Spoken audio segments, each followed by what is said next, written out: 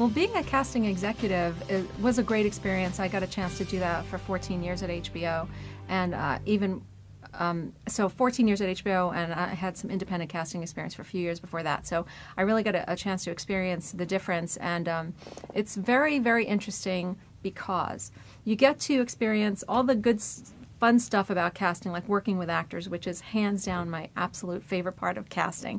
I didn't get to do as much of it while I was an executive as I would have liked, but I still got a chance to do that. But what was really interesting is you get a chance to really experience filmmaking from the seed of the idea in somebody's head all the way to the premiere.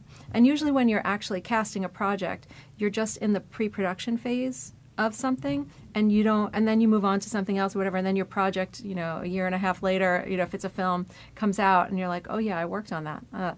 But this, with this, I got a chance to really understand what goes into getting a film made and how important it is for the studio, what it is they're trying to achieve with a film. Whereas when you're working hands-on casting, you're really looking at putting the pieces of the puzzle together, putting the right actors in the right parts, and that's a component of being an executive. But there's, so that's over here, and then you sort of take a step back from a studio. You're looking at it more big picture. And not only how do those actors serve the film, how does the film serve the studio? And so as a casting executive, you have to be able to channel both of those things and put them together. So it's our responsibility to be able to look and make sure the cast is serving the film and that the film serves the studio.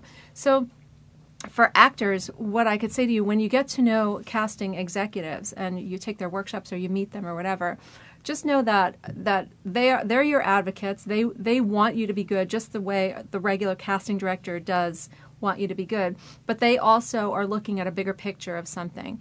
And when you meet a casting executive, you might not get as many immediate opportunities in your career the way you would if you met a casting director who is physically casting the movie, who actually has a lot of parts and they have whatever.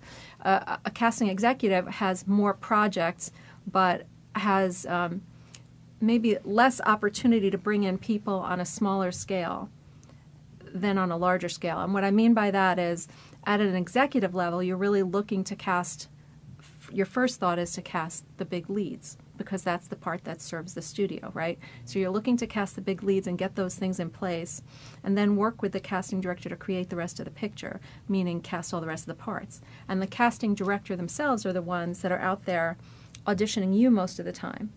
And it's our job to kind of give suggestions and work with them and be a partner to them. But we won't have the same amount of opportunities to bring you in.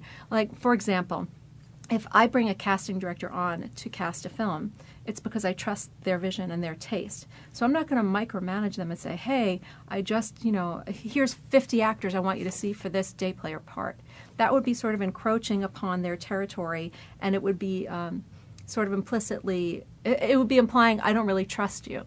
So you want to use, as a casting executive, you would use those moments thoughtfully when you ask a casting director to bring somebody in.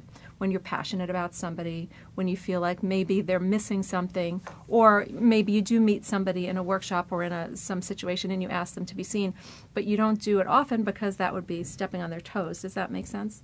So, so as a casting executive, you have the bigger picture in mind, and as a casting director, you have more of the hands-on day-to-day. And so if that helps you kind of understand what the difference is. And that doesn't mean you shouldn't network and connect with casting executives, because they're the people who, first of all, we're casting directors, right? We're always looking for talent. So despite what I just said, we're always keeping an eye out for the next big thing, and maybe that's you.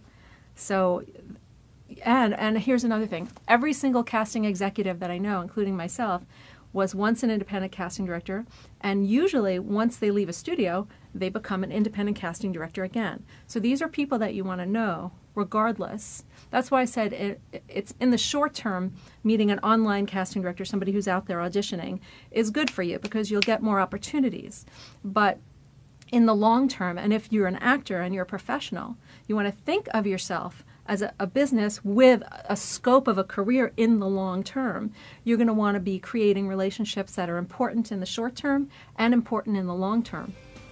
So you want to have the big picture thinking.